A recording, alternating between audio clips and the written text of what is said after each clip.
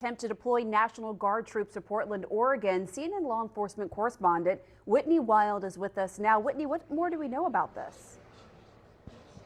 Well, there is a major victory for the Trump administration. They had sought to appeal this temporary restraining order that limited the National Guard's ability to be deployed in Portland. Originally, a district court judge had, as I said, put a restraining order on that, attempted to extend it. The Trump administration appealed, and for now, they are celebrating a major victory because this appeals court, the Ninth Circuit Court of Appeals, the three-judge panel who oversaw this case, has put a stay on that district court judge's order, which means that the Trump administration can deploy the National Guard troops to Portland to protect that ICE facility. This is an important win, again, for the Trump administration, but it is also significant when you look at the totality of how the judiciary around the country may look at similar cases. The Ninth Circuit is widely considered a more liberal circuit. The courts on the West Coast are largely considered more liberal courts. And so for the Ninth Circuit to give the Trump administration this win, that will put quite a bit of wind in their sails, Pamela, because they are facing other similar lawsuits in other districts throughout the country. One of the points that was made in the majority opinion here, it appears to suggest that there's a lack of assistance or maybe not enough assistance from the Portland Police Department. And as they are looking at the totality of the Trump administration's claims, the totality of a potential risk here, it appears that they do think that the Trump administration will likely win on appeal. And the reason I bring up the Portland assistance is because here in Chicago, the help from local law enforcement was one of the reasons that a judge issued a temporary restraining order on the National Guard being deployed in Chicago. And the point here, Pamela, is that as the judiciary looks at all of the factors here, what is the real risk to an ICE facility? What is the real responsibility for law enforcement in this area to protect them? They are considering the assistance they're getting from local law enforcement in deciding whether or not the National Guard is warranted here. And so, again, this is a major victory for the Trump administration. Our team is combing through this order now, as well as the dissent, to try to get, bring you the most detail about the reasoning here. This is a 57-page order in the majority. The dissent was another 36 pages, so we're still combing through all of that. But Pamela, in the short term, this means that the Trump administration can deploy the National Guard to that ICE facility in Portland. Back. Family. Bro, let's just talk about the fact that Trump said he was going to deploy the National Guard to Portland, and the liberal establishment lost their collective minds like he was bringing in tanks to shut down Coachella. And people act like that wasn't the most basic logical move in the world. You got ICE agents out there doing a job enforcing immigration law, trying to make sure America stays a nation with actual borders, and they're getting harassed, attacked, and blocked by people who treat lawlessness like a human right. So Trump, being Trump, said, nah, I'm not letting federal agents operate under threat in their own country. Send in the guard. Send in the guard. Not to wage war, but to protect the people doing their jobs. But see, that's too much common sense for liberals because keeping America safe interferes with their business model. And yes, crime and chaos are a business model. Trump didn't just stop there. He said, we're going to clean up the crime. We're going to clean up the streets. We're going to tackle homelessness and bring law and order to cities like Portland and Oregon. The same way we did it in D.C. And notice ever since then, D.C. been quiet, right? Memphis been ghost town, level quiet. But the moment he tries to expand that success, here comes the governors with the lawsuits like it's a group project they forgot to do. You got J.B. Pritzker in Chicago, Gavin Newsom acting like California ain't already a walking zombie apocalypse, and the Oregon governor too, all crying wolf about federal overreach. No, this ain't about overreach. This is about overexposure because what Trump is doing is exposing the rot. And guess what? He's winning every time. Trump is like 5-0 in these court cases, like he's Floyd Mayweather. And he ain't even boxing. And these liberal governors keep stepping in the ring thinking they're going to land a punch, but they just wasting your tax dollar money. That's the part that really kills me. Your tax dollars are going straight into the pockets of lawyers because they are the ones who winning in all of this, the lawyers. the attorneys, not to fix the problem, not to help the cities, not to protect citizens, but to fight the man who's actually trying to clean the mess. And they lose every single time. Now, I want to bring up the reaction from individuals over there when it comes to um, Portland, right? Give me a second, pull it up.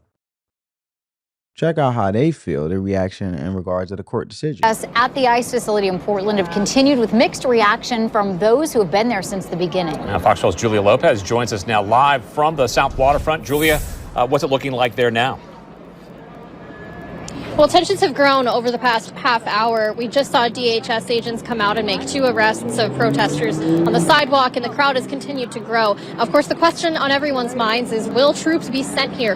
The Oregon National Guard tells us that there will not be a deployment today, but still with no clear orders or timelines. Some people say they are still protesting troop presence, while others now think it's needed. As protests continue, deployment of the Oregon National Guard to Portland's South Waterfront looms larger than ever. That administration is being dishonest, and these actions to deploy troops are a gross, un-American abuse of power. A federal appeals court ruled President Trump does have the authority to deploy troops to Portland, despite weeks of pushback from city and state leaders. I think this is a civilian, local law enforcement matter. The president has cited months of protests at the ICE facility, likening Portland to a war zone. Meanwhile, on the ground, our rights are being violated. Some protesters say Saturday's No Kings rally is an example of what Portland is capable of without military intervention. There's no insurrection, for one. 40,000 people marched on the streets of Portland the other day, and it was pretty peaceful.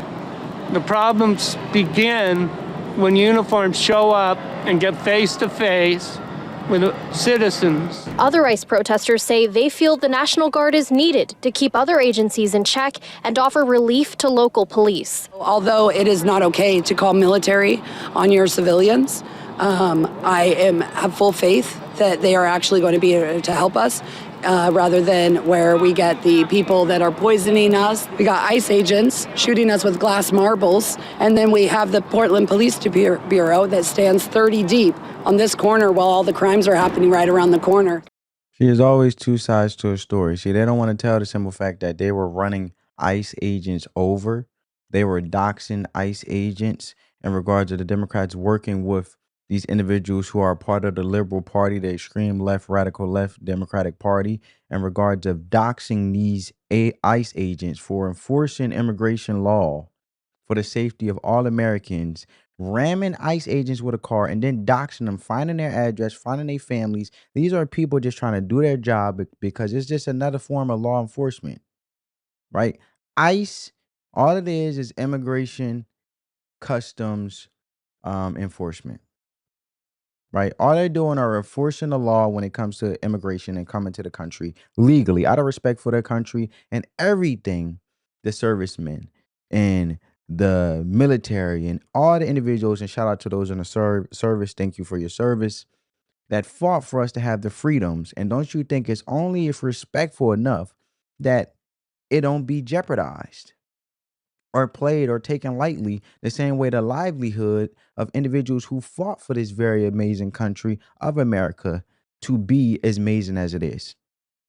So when you look at all these things and they keep taking Trump to court, right? And when the first court said Trump couldn't deploy the guard, they appealed thinking they had something. And the appeals court still sided with Trump because the law is the law. And logic is where I'm getting at with it, family. And they know if it goes any higher in the appeals court, Trump wins again. He's going to win it anyway. So why keep fighting it? Because these people are addicted to the chaos. They profit off of it. And that's what nobody wants to say out loud. They have monetized crime, monetized illegal immigration, monetized homelessness. And when you show up trying to fix it, you mess up their cash flow because all they're doing are basically incentivizing individuals by acting like they're doing them a favor under programs like crime reform programs or programs to tackle homelessness. But if that's the case, why aren't the results showing? because the simple fact is those programs are corrupt and they're taking the monies for themselves for self-enrichment interest in their own self-interest and actually doing the very thing of the purpose of the program existing in the first place. But the government just keep giving these Democrats money, but there's no real results for the American people, which they are public officials and they should be working on the best interest of Americans. So when you look at all that, these cities don't want to be fixed. They want to keep the appearance of crisis so they can keep shaking up Uncle Sam for more money. That's why they scream about needing federal funding for migrants and healthcare and housing, but somehow nothing ever gets fixed. Because the dysfunction is the product. The more broken it looks, the more dollars they demand. That's why they go to war when Trump steps in. Because the moment you bring law and order, the game is over. And think about it. Why would any sane person let the military go unpaid? Let air traffic controllers suffer? Risk a government shutdown over illegal immigrant health care? They're saying that they are letting the government shut down because they need more funding for health care. What about the individuals on SNAP? The supplemental nutrition program, right? Because that's their power base. You pull that thread, the whole con unravels. And they'll dress it up in statistics like the average family health care cost is too high. But they won't tell you is that in places like California, the whole state budget is righted on how many people they can claim are sick, poor, and undocumented and in need. And it's not about helping people. It's about leveraging people for money. The very people that elected them in that they're supposed to be operating on the best interest of as a public official, right? Mind blowing, right? Blows your freaking mind, man. Well, they built a system where helping Americans takes a back seat to funneling funds into bureaucracy and broken programs that exist to sustain Americans depending on the Democrats. They want to basically keep you dependent on the government so they can continue to use you as a play, as a move that they can have in their back pocket to substantiate why they need more funding, why their cost of living keep going up and everything else. That's the real play. We just got to think about it, family. They spend more time building their voter base out of dependency than they do building actual infrastructure or opportunities for citizens. Why do you think businesses before Trump came back in were outsourcing and going to Mexico and other countries to do business? Apple over there making iPhones in China, but we are the ones, America is the one that controls the global market for all of these companies to profit because we are the ones who are the main customers in demand. We hold the population for the majority of people on this earth as America, as the United States of America. And they profit off of us. But the simple fact is you won't bring opportunities for American citizens, but they want us to continue to buy their product. And then you have officials and local legislators within the state and the district, mayors and so forth, sitting here instead of cleaning up crime so businesses can actually want to go there to open up shop to create opportunity. They don't. They just allow chaos like this. They don't want you independent. They want you tied to them generation after generation. Right? And when you look at all that, they have convinced, and me being raised in a black family and analyzing black culture, just from experience, I'm not saying I'm speaking to the majority, not the minority. We just having a conversation here. Man, black Americans, we've been fed the biggest lie. And a lot of majority of Americans, it's not just black people, but I'm speaking in regards to my own and race, my own race, put it like that. They convinced us that the government is the answer. That struggle is part of the culture, that being poor is part of our identity, and that success outside of their system is betrayal. That's why I hate this whole divisive race rhetoric. I hate it. We're not in a race war, we're in a class war. We're all battling to survive and we're all trying to figure it out. Instead of us united and doing things that's better to create more opportunities to thrive, we're all surviving. And the way the Democratic Party tend to pin us against each other to continue the chaos like they have been is with divisive rhetoric and race baiting. Black and white and black and white and this white person and black person and identity politics. Vote the first black president. Vote the first black vice president. Why does it matter? Why we can't just vote off of policy and actually having the best interest of Americans? Just common sense. We embrace all cultures. That's the beauty of America. As long as it's legal and we all following the law. But we've been fed the biggest lie that we're convinced that government is the answer, that struggle is part of the culture, our identity, and success outside of their system is betrayal. But the truth is, they need us American people broke. Poverty is their power tool. The family has been intentionally broken down. They have incentivized single parent homes, created a system where it's easier to get benefits without a father or mother in the house. And now generations grow up not knowing stability because the state took over the role of protector and provider, aka the government daddy, and now fight to the death to keep it that way. You want to know why your children's children are stuck in? See, we're going to have a real conversation tonight because I'm feeling it tonight. We're going to have a real conversation. You want to know why your children's children are stuck in the same cycle? Because they've been taught fear. Fear is taught. We're not born with it. Kids are fearless, man. Fear of losing the system. Fear of losing the floaties. Just follow me here. The floaties. Imagine being told your whole life that you can't swim without them. In the moment someone says you can do it, you could go farther without them, you panic. That's how deep the programming goes.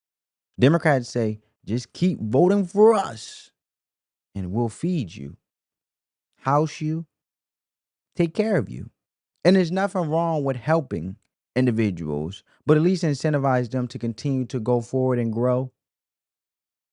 Don't sit there and keep them, help them to a certain extent, and then pull the rug from under them instead of applauding individuals actually wanting to do the work and meeting 50-50 and proving they want to invest in themselves, want to go back to school, want to do something with themselves. Instead, if you do something for yourself, you don't get help. We take the help from you because you're doing too much for yourself. I'll give you an example. You work, part of the working class individuals. Now, the requirement of how much you can qualify for to receive food stamps doesn't change, but the rate of inflation constantly goes up. You ever peep that, family? So the more you make a $16, $18 salary, $18 an hour, you want a $25,000 a year salary or something, $30,000 a year. They'll say, "Oh, you're making too much." Really? Really? That's a lot of money. When we know half of that goes to taxes. So if you're making $30,000 a year, you're really making 15. That's how I look at it. So the Democrats that say they'll feed you, house you, take care of you, just don't get bold, don't dream big, don't try to swim faster, because if you do, if you break free, if you build your own business, own your own land, raise your own family with values and strength, then what the heck do you need them for? That's the part that terrifies them. That's why they fight Trump with everything they have. Not because he's dangerous to America, but he's dangerous to the grift. He's not part of their little club, and he's not afraid to burn down the whole corrupt system they've been feasting on. So, mind blowing to you, the same individuals who say they help the American working class people and they resonate with the American class working people, they are billionaires, let alone millionaires, now millionaires. You ever hear Bernie Sanders keep saying, "Oh, we're going to tax the rich," and Donald Trump is trying to help his millionaire buddies. You know why he said millionaire? Because they're billionaires. They don't want to expose that they're actually rich and wealthy, flying on private jets with AOC, Alexander Ocasio-Cortez, and they going on their oligarch tour. How you got all that money to do that, bruh? You paying that private jet out of your own pocket? I don't think so. Taxpayer dollars. That's how they flying all around, way around in hotels and all of that stuff, and enjoying the luxurious festivities. That's how they doing it. But the crazy part is the Democrats will shut the whole system down, shut the whole house down of the programs and SNAP and things like that, and WIC that, and not pay the troops.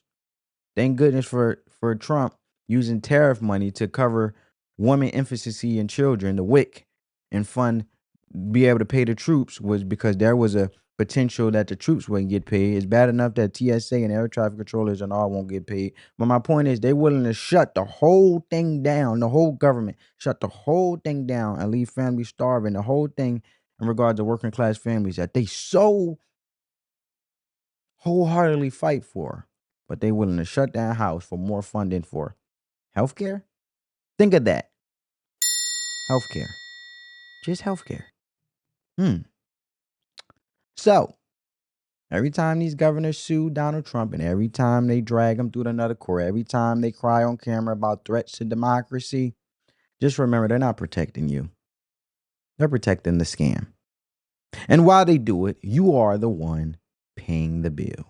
So yeah, Trump keeps winning and they keep losing, but it's your wallet, your community, and your future they're gambling with. And these people would rather let America fall apart than admit Trump was right. And that tells you everything you need to know, family. Let me know what you guys think down in the comments below. As always, we just having a conversation, putting our thinking caps on, and just using our own critical thinking. Give this video a big thumbs up. Helps crush that YouTube algorithm. I catch you in the next one. I love you guys. Stay positive. Stay focused. Always think of the real play. Do not be deceived, and do not lean on understanding. See you in the next one. Peace.